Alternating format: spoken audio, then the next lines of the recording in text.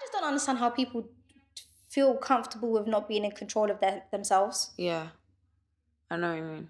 Yeah. And you feel that way once you've done it. Do you know what I mean? Because I remember there was one day I drank oh yeah, I know. Oh, okay. Remember that day? It was last year.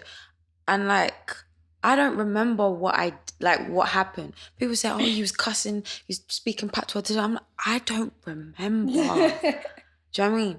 So for me, it's like, one, that's embarrassing for me. I don't like being like, no. Yeah, no. But just the fact of me not being in control of my own self, I don't fuck with it anymore. Don't like it. Yeah, because I had a day like that. When was it? Last year? Was it the year before last year? When? Was it last summer or was it before last summer? I think it was last summer. Wasn't it? Your friend's birthday. The park thing. Yeah. I think it was last year. Last year. It was last year. Bro, never again. Never again. I dislike feeling vulnerable. Dislike it. I mean, you said that enough times, even when you're speaking. I say it all the time. I dislike it. And especially when I'm not in control of me being vulnerable. Me being vulnerable and being in control of the situation is still a problem for me. So imagine me being not in control, and then because you're not in control and you're on a substance, you're vulnerable. No, never again. I said, no. And the thing is, I know everything that happened that day, but it's like, it was just too close to something that could have happened, you know? And this, nope, no, never. And that made me laugh, because the next, when they're gone. Like blackout, they couldn't tell you what happened the day before. And they do it on repeat. They do it on repeat every day. Every day. No, it is every day. You see, you go into accommodation, you look at someone's window, just bottles, vodka. Yeah. And it's not even in their kitchen, it's in their room. That's how you know. That's how you know. But, because even they sell alcohol in the forum. So like where everyone goes, they sell alcohol in the shop in there. So you could go on campus and buy a bottle of alcohol, which I don't understand. I think that's wrong. Because I saw that. You're promoting big old red wine, What do you mean promoting? You're promoting substance intake. What, by leaving bottles? No, by selling it. Like, our library's in there. There's a library in there. There's like rooms, lecture rooms and stuff. And then there's like a Costa. Yeah. And then there's like a normal store, and there's alcohol. In there. Yeah. How far is the shops from? How far is the shops from uni? Yeah. From the campus? Yeah. It's in the camp. The forum shop, the supermarket thing. Yes, in campus. It's on campus. It's literally in where everyone. So there's another shop. Or is it the same shop that you're talking about? No, that shop is on campus. The other shop's like town. That's like 15-minute walk. Yeah. Like, imagine like a a shopping centre. You got Costa down here, and then literally that supermarket with the alcohol is there. Like, that's how it's like the setup. I was gonna say because it's a fair distance, but yeah, I don't know why they put that there. How they make their money? Because they don't make their money, like you said. That's how they make their money. That is how they make their money, but it's not necessary. It's not. Because then when you talk about attendance and the partying, and then even during COVID when like they was talking about us not having parties, you're selling alcohol on campus, and not expecting children to still have parties. And the thing is, it's like kids even walk on campus. Like, they'll go with their parents. Like, families go on campus, and it's like to see. Yeah, because it's open, innit? Yeah. So you can walk through the campus and go do whatever it is that you're doing. Yeah, for real. Which still is a bit weird to me. Can't lie to you. I've been at training, and there's just been like people just like staring at us, and I'm like, you're not a student. You're big and grown. I don't. Why are you? What are you watching us for? This is a bit weird. It's a bit uncomfortable. But anyway, digress from the substance abuse situation. If you react badly to substances, don't go too off with them. But even then with that, I feel like in relation to that, even on match days, was it the domestic abuse hotline was talking about how the rates go up if they win or lose. if they win or lose. Which that made me annoyed. It made me very much annoyed. But the thing is I'm not surprised. Oh yeah, no, I'm not surprised either. But that's annoying that I'm not surprised. Yeah. Like, it makes me mad when things don't surprise me. Like, the outcome of the match, not surprised. The statistics, not surprised. And you just become numb to it at this point. You do. You become numb. Because it's like, in my head, sometimes I'm like, what can I do? It's like I can't do, not that I can't do enough, but like, I can't have my way about it. Yeah. Like, you know? Yeah. Because if it was up to me, none of this shit would exist. Yeah. It wouldn't have to be a conversation. But that's not the world we live in. And it's annoying.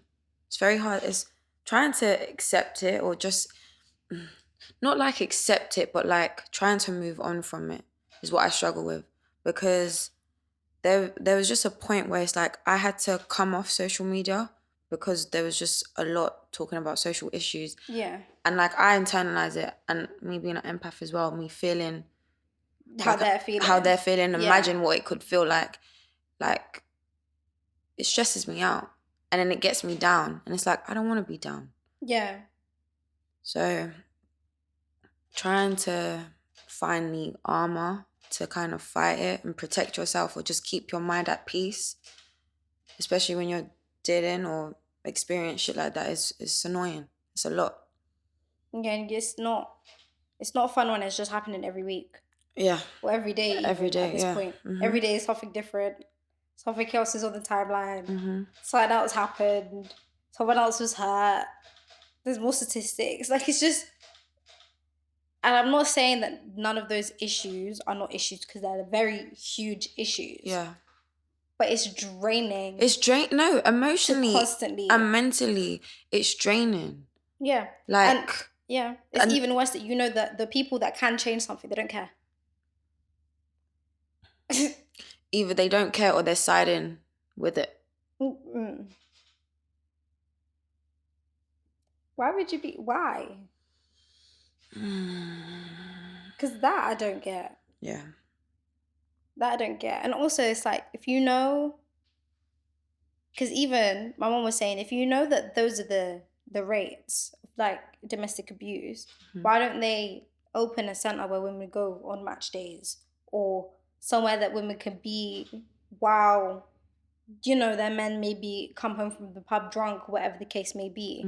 Like, they don't do that. And it's like, because one, there's probably not money for it, but two, there probably is money for it. They just don't want to use the money that they have for that.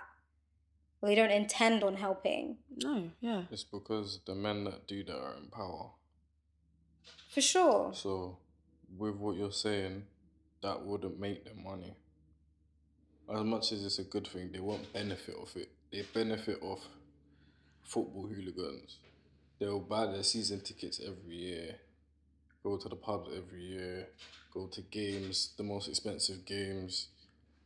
They'll do all of this stuff at every games just so they can punch people up. They wouldn't really benefit off what you're saying. Like, economically, they wouldn't benefit. It's not.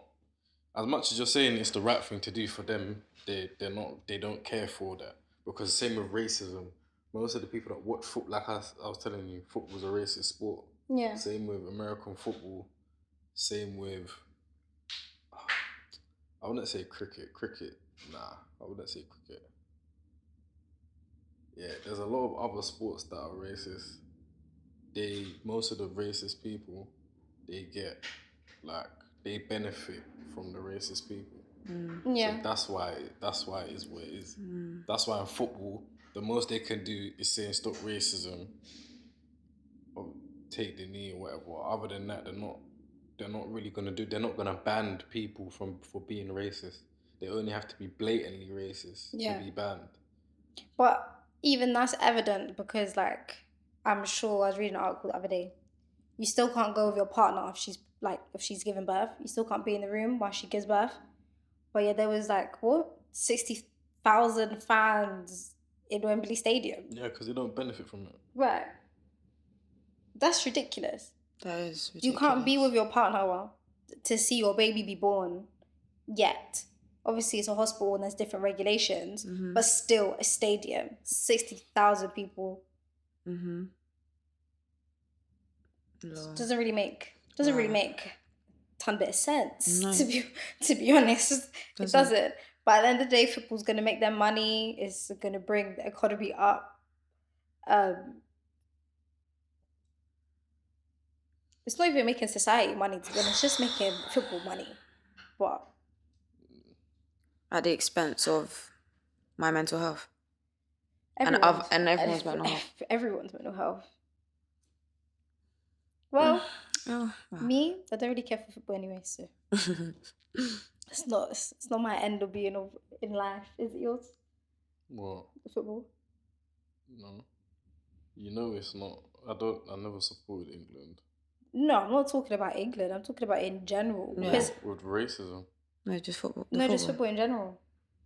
I love football. Is that what you're asking? Yeah. Oh, then yeah. Because you can't come off that subject and then say in general, do I love football? No, I love football. I'm asking if you have a problem with all the fans. That's what I was asking. With all the fans. Football's an aggressive sport. So, because, I don't know, some people, when they first go to a football game, they like it. Some people don't. Football, not everyone knows this, but football was made, the original football was someone's head. It wasn't an actual football. It's a war sport. Like, they cut off someone's head and they was playing football with their head. Well, my dad told me that. Yeah, it's an aggressive sport. Football was a girls' game. Women played it. And then the men took over. Yeah, it's an aggressive sport. So hence why you have a lot of people chanting rubbish or whatever. Because in combat sports, you got people chanting, but they don't chant as much as football fans. Does that make sense? Yeah, because isn't it? So boxing, UFC, you'll hear people, but you won't hear them shout as much as punters or, other people. Yeah, but they fantasize everything. Isn't when they used someone's head, was that not in the war where they stopped for Christmas? No. Yeah. And they came up? Nope. But they were using someone's head that time? No, they weren't. What was they using? A ball. From where? They made a ball. From where? In the war? I don't know. They made a ball. The middle of the war? They made a ball. You can look it up. They're kicking a ball. They're not They're not kicking someone's head. They made a ball. I was telling you, they made a ball. Okay, so... Look it up, everyone. They made a ball. They either made a ball or they had a ball. Either way... in the war, you can bring lots of stuff. In the war? In the trenches, yeah. I swear to you. All right. And they made the goals out of either their army bags or bins or something like that. Okay, either way, what I was trying to say is that story of them coming up from the trenches in the middle of the war and playing a game or whatever in the middle of Christmas was used as a Coca-Cola advert. Yeah. And it was oh my gosh, it's the greatest thing ever. We're here for family and it's time to come together, and they're using a war story. But it is a good story though. Huh? It is a good story. Either way. That's what football's. Either way, to glorify a situation like that, you've glorified the war. Yes, it's a situation which is great. They stopped fighting and all of that stuff to be together and get to know each other. That's fine, but they glorify it in that sense. Of what I'm saying with football, they take sports that were in the beginning very much dangerous and racist and whatever the case may be, and they glorify it. They do it with a lot of things. They are with fairy tales and things of that nature. They glorify those. If you go back to what all the Disney stories were actually about, the princess stories, they're terrible. And you got a little girl sitting there thinking, I want to be a princess. You know what's crazy? I got my dog today. We was in the car and we was talking about Disney films. And the meanings of those films are deep. Yeah, they're ridiculous. Deep. I watched Finding Nemo a couple of weeks ago. I nearly sobbed I nearly cried my eyes out. And then last week I watched A Bug's Life. You know that film's about oppression. The messages I got was about oppression, and the only way to free yourself, the only way to be free is to free yourself. Right. And this is what they want kids to watch. And then what? Cinderella is about slavery. Yeah, Cinderella, she was a slave. Yeah, and just like, god damn. And they made her a Like, princess. no, and everyone wants to be Cinderella. But what you were saying, like, young girls are watching these films and glorifying it. Like, I want to be like that. Yeah. And you're like, You know, or even the handsome prince comes to save them, whatever the case may be. Oh. Babe, that's not life. Like,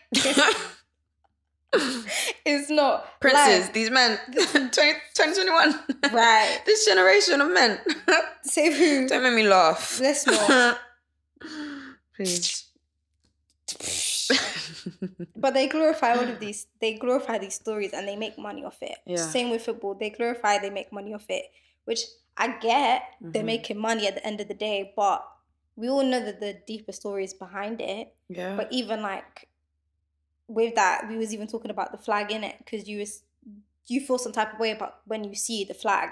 Like, and I was saying the same thing with like I was saying to my dad. I was like, if I see the England flag, a man walking with like an England top or the England flag, I get scared. Like, and I'm not like a man. I haven't watched tons of football. Do you get what I mean? But I still feel scared or like a little bit.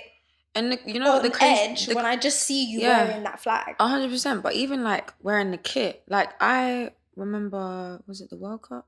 Yeah, the World Cup. I got the top, but now like I look at it, I still have the top like hanged up in my wardrobe. But I look at it, I'm like, I don't know if I could wear this top anymore. Yeah. Like that's crazy to feel like that. To feel like that, right? And it's the country that we were born in. I'm raised. It's the language I speak. You know. And it's just rare. With football, all right, I want to try to explain this. With football, right, football keeps a lot of people out of trouble, kept me out of trouble. Yeah, I'm not saying it doesn't. It makes you meet people that you wouldn't meet in your life. 100%. Like when I was playing football out of London, you met loads of people. I met a lot of people at London, and they're still my friends to this day. That's what football is. Yeah. However, with national football, with the England top, me personally, I wouldn't. Again, like I said to you, I don't feel comfortable with that flag. But I would say that's not the sport as a whole. That's the national team. Yeah, that's just the national part. Because to me, there's no way that I would ever say that football is like that. Football is not like that. But in every sport, there's a form of racism. Yeah, of course. But it's more shown in football because it is national. The most, I would say football is the most televised, popular sport in the world. It's either football, basketball, or basketball. Yeah. No, I would say it's football, boxing, or basketball. Yeah. But again, I like with the national team. Yeah, nah, it's not. Can I ask you a question? Say, for example, you became like a big footballer. Yeah. And you got called to play for England. Yeah. Would you do it? No. The reason, obviously, the reasons being because I don't feel comfortable for that. 1, 2. With me, and it's with some of my friends that are footballers. When we're in our kit, when I was playing football, when everyone was in college, people will ask. The locals be like, "Oh, you play for?" So I'm like, "Yeah." Then they'll ask how the season's going and whatever. They're great. But I remember one time, it was pre-season and we was getting our new kit and we came in our own clothes. And there was me and 3 other people, but we were all black. One's tall, he's like 6'3", 6'4", Somalian. You have me with long hair, another boy with long hair, and you have a light-skinned guy that's kind of big. Now, out of London, we're all in night techs. So everyone's kind of wary and whatnot. Obviously, the locals are still friendly and whatnot, but they're more wary. So they'll treat us different because we're in our own clothes. But when we have the kit on, it's completely different. They'll even give us free stuff and stuff like that. So, yeah, like, they wouldn't to answer your question, no, I wouldn't, because without that kit on, they wouldn't see you as English. Yeah. So I wouldn't. No, That's deep. that's why deep, innit? That's deep. with Sterling. Because I think like that, like Raheem, Rashford, Saka, like, how do they do it? He wasn't meant to play for England. He's meant to play for Nigeria. Saka. But he got the call up, and then he chose to play for England. But if he didn't get the call up, he would have played for Nigeria, because Nigeria wanted him from the get go. Yeah. Even though he played for England's youth team, he wanted to play for Nigeria's national team. Mm-hmm. Yeah, because with Sterling, if I was Sterling, I would have played for Jamaica personally. Yeah, I was about to ask you, would you play for Jamaica? That's obviously his own decision and stuff like that. So yeah. Don't know. It's hard. It's a hard decision to make, especially it's the sport that they love, isn't it? Exactly. So. Yikes. Nah, because again, this other people think different. Because most people play for England not because of the passion. Because of the money. They'll say it's because of the passion. No, it's because they have a possibility to win stuff. Because the only thing Jamaica would win is the Golden Cup. I don't know if you know what the Golden Cup is. It's like the Euros. It's going on right now. But then isn't that kind of like selling out? No. Because if the only reason why you're playing for... You get a bonus for playing for your national team. And if you win... No, I'm not talking about in regards to money. I'm saying if the only reason why you're playing for a certain team is because you know they're going to win, you're not there for the right reasons, in my opinion. Like, if you're there because you love the sport or whatever the case may be, then fine, do that. Or because you love England, whatever the case may be, do that, innit? But if... I swear to God, this fly. If the only reason why you're there is because there's a chance of you winning, me, I'm just not comfortable with that. Only because, like, you know when you're younger and someone's playing a game and they're like, oh, who are you supporting? Well, I'm supporting him because he's going to win. Yeah. Babe, what? Like, why are you only supporting them because they're going to win? There are people that will say that they're English and they're proud to be English. But me personally, I would never claim myself as English. Even though I'm born here and in the generations of my family, me and my cousins are the most English. We would never call ourselves English because we can go to Jamaica and not get lost. Does that make sense? We can go to Jamaica and not get lost. Is that the only reason? We can go. Yeah, like, you know what I mean? Like, you know how someone will go, I don't know if they're African I don't know what you mean. The only reason why you wouldn't call yourself English is because you could go to Jamaica and get You know what I mean? To make it more clarified, to specify. It's like I can go to Jamaica and I'm comfortable. Like, I'm not out of place. I can go wherever. So that's why. I'm gonna tweet about this one day. It's true. Because there's a lot of people that go to their native country like once or twice and they're cool. So nah. That's like me saying the only reason why I don't call myself English is because I could go back to St. Lucia and not get called the English girl, the British one. I can't say that for me. I can call it now. It's true though. But that's not the only reason why I don't feel exactly, English. I thought you know what I meant, but I can go to Jamaica and I can feel comfortable. And I'm perfectly comfortable and I'm fine. And yeah, that's it. That's the only reason. A lot of people know. Whereas a lot of people, they don't really know their heritage like that or where they come from. And they're cool with not knowing their heritage. But they'll be more comfortable coming back to London. I'm more comfortable over there than I am here. Yeah. So, in regard, that's why I wouldn't play for England. Yeah, like I don't get homesick at all. There's other people that obviously they've still been to where they're from, but they'll be like, nah, like I miss England. Like they feel comfortable here. Yeah. So that's what it is. Fair enough. Fair enough. Thought you knew that with what I said. No, you said it's the only reason. You said the only reason you don't feel English is because you could go to Jamaica and not get lost. That's odd. Not the only reason. isn't one of the reasons, because you feel more comfortable there. That's different. Like I feel the same. Like I go home and I feel comfortable there. Like I don't get homesick for England at all. Like I get sad when someone's like, "Oh, we're getting on a plane next week." I'm like, "What? Don't take me back." I'll stay here. Listen, I don't need no money. Like, just leave me. Let me live. Bro, my Do you get taste what I buds mean? changed, man. Listen, the way I speak now. The older I get, the more I want to leave. Oh, 100%. Yeah, no. I told you the plan is make it big, get more money, build And out dip. in Jamaica. Because because this is the thing. A lot of the people a lot of Caribbeans who came here, like for example, for my family, my grandpa came here. The intention was to come here, obviously for work, get the money, send the money back home to build. But you never got to do that. Yeah. No, And my I want family to talk about fulfill this that. all the time, because my great-grandparents are the ones that came. But the intention was never to stay here. Yeah. Especially with Caribbeans, the intention was to never to stay always here. go back. It was always to make their money and go back. But because yes. of when they came, they had Circumstance. kids, and then whatever the case may be, obviously they brought whoever over to make more money. Then you end up having kids, and then you end up having to put them in schools, and then they ended up staying here. It was never the intention to stay here. And that's why, like, even they made Carnival and stuff like that. They built the council in Kensington, Chelsea. They were the council. It was Caribbeans. They built the housing system and everything like that. Yeah.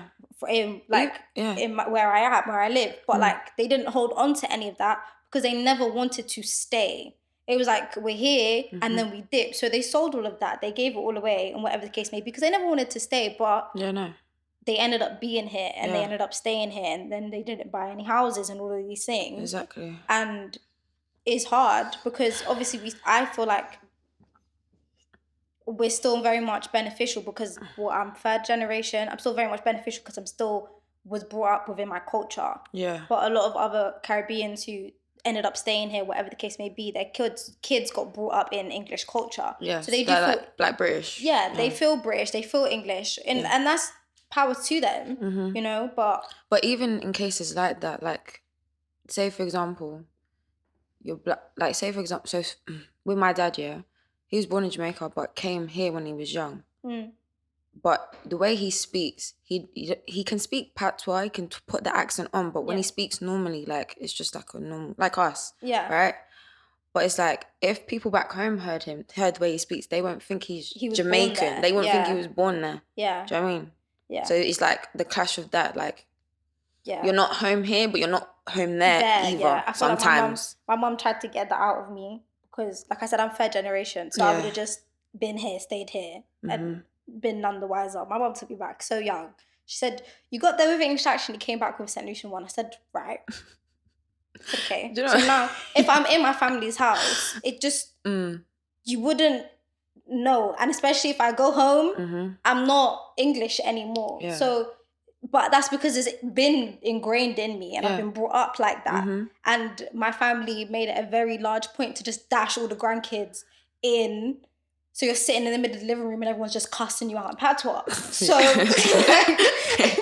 it's been part of the upbringing. No, it's true. But other people, they didn't have that, you know. So they feel it's hard because where do you feel at home? And then obviously when things like that, if you're playing football, if you're born here and you've only been back a couple of times, do you play for here? Do you play for your country? Yeah. You know, it's like a hard decision to make. Identity crisis type of thing. Definitely. Like, where do you fit? Where do you fit, or where do you put yourself? And then wherever you do put yourself, are you gonna get judged for it, or what's someone gonna say? Yeah, and then things not that like it this matters, happen, but it's like you're bound to get that. Right, and then things like this happen, and it's like, well, you see why? Yeah, this is why I didn't want to do that in the first place, or this is why I feel uncomfortable anyway. Yeah. And the one time that I try, you know, be for the country, whatever the case may be, this is how you lot treat us. Exactly. And then you wonder why we don't feel comfortable here. Like, and we've been here for generations now. Bro, you know, it built the country even. We built the country up, like. But I have no words. Yeah, I feel is what it is. Identity crisis. We've been through it. We're going through it. Going through it every day. But especially for the kids now that look up to those players. Like, imagine how they're feeling knowing that. Yeah. You know, or even the Caribbean kids that born here, parents born here, parents before that born here, and they're like, oh, I want to be a footballer, and then you see that happening, and you only feel English. Yeah. You know. Or you're only English when you're doing well. Right. Which is definitely the message that they sent this week. But yeah, I think we're done. We'll see you lot next week. Yes, sir. Bye. Bye.